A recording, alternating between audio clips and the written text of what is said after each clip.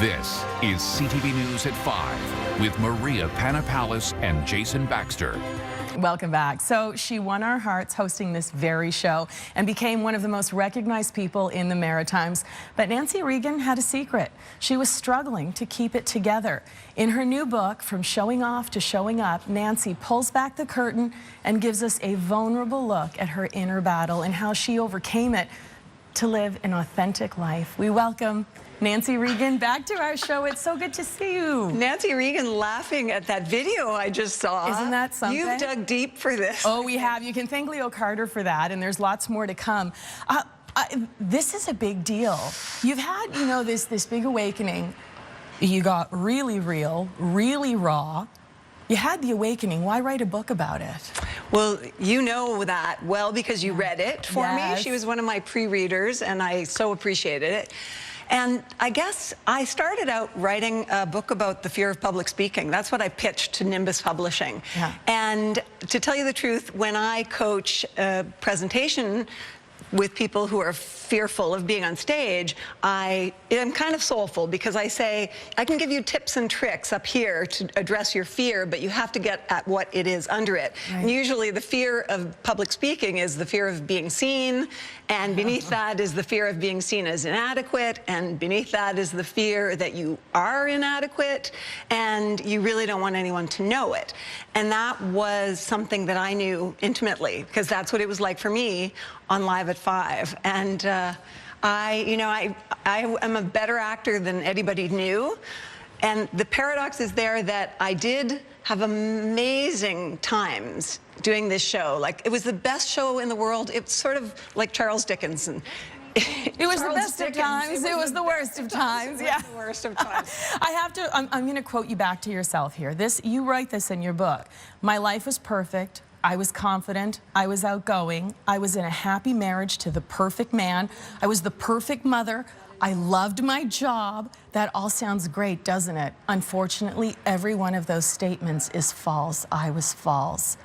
So many people at home hearing that are probably shocked that you felt that way. I think it probably, someone described to me recently, it kind of hits you in the gut, like, oh, but people relate to it. And I wasn't completely false, but there was definitely a mask. I was walking through the world with a mask, and the mask was meant to show people that everything was perfect. And perfectionism was a big hindrance for me. You know, Liz Gilbert, who you know I talk about in the book, and she made a big difference for me, she says that perfectionism is just fear in fancy shoes. And the moment I heard that, I was like, oh, that was me on Live at 5, fear in fancy shoes. And I could do it, and I had fun, but I was also paralyzed with fear a lot of the time. So what was it that actually got you to move out of it? So here's a picture with Liz and also your dear friend Anne. I just want to know, like, how you got out of it, why you decided that it was time to make a change. Well, interestingly, you saw my friend Anne Berube up there, who has her own book coming out called The Burnout Antidote. And we've written our books basically together. We've done writing retreats simultaneously.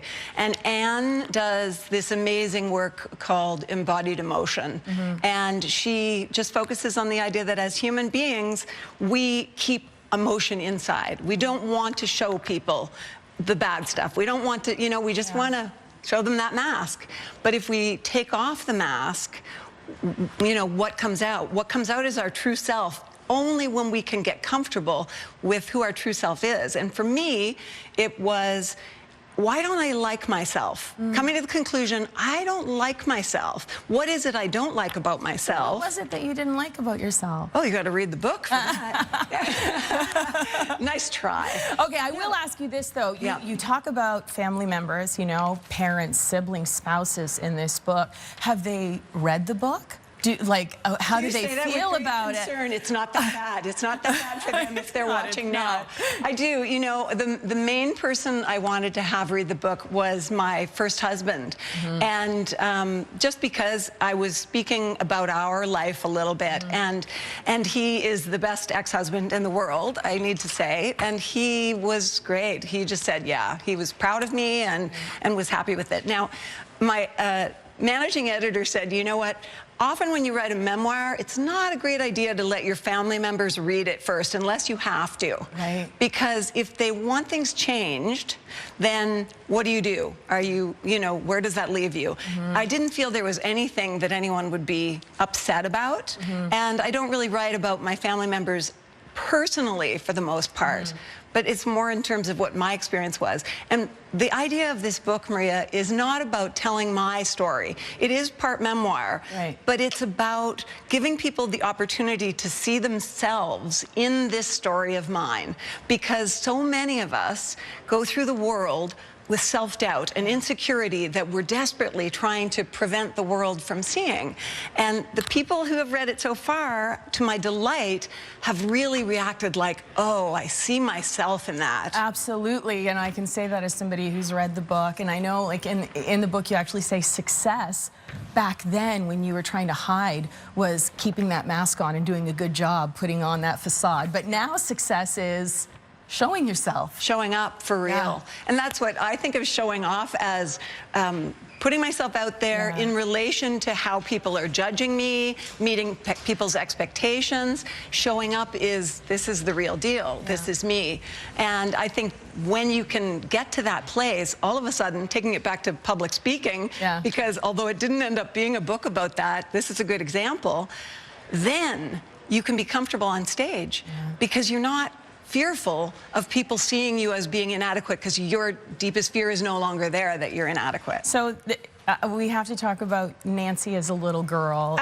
If Nancy now could talk to little Nancy, who was just obsessed with, you know, getting approval, what would you say to her now? Well, I talk to her all the time, to tell you the truth. There she is. Look at that. I sent this picture to Maria today to say, this is the kid who's going to show up on the show today. And I said, I'm using this picture on TV. How about that outfit? You know, that was me at a stage before, and this is the human condition, a stage before I was told how to be, who to be. And I think that for a lot of us, the calling is to do the work, to get really to a place of self-acceptance and ideally self-love. Most people don't like that term because it's so far from where they are. That's my theory. But it's really about getting back to who you were before the world told you who to be. And how to be a girl. You know, you'll notice on my book, I have my legs crossed but open. And a girlfriend of mine who I really trust said, I love the picture, but the legs, I don't know. And I said, okay, tell me why. And she said, well, I think it's because I was told as a kid not to sit that way. It's not ladylike. And I said, that's why I need to use the picture, because it's how I, you know, this is me in like Converse. And you look great, and I love the book. And I need to tell people at home that Showing Off to Showing Up, An Imposter's Journey from Perfect to Present hits bookshelves on May 2nd, but you can pre-order it on Nancy's website. We've got a link on our website, ctvnewsatlantic.ca. Nancy, thanks for joining us. Yeah, and my website is nancyregan.ca. Yes. Thank you. I can't thank you enough. This has been surreal, but I cannot tell you how much I appreciate it. Good to have you here. Okay. Thanks, everybody. Here's Jay. Nancy, congratulations.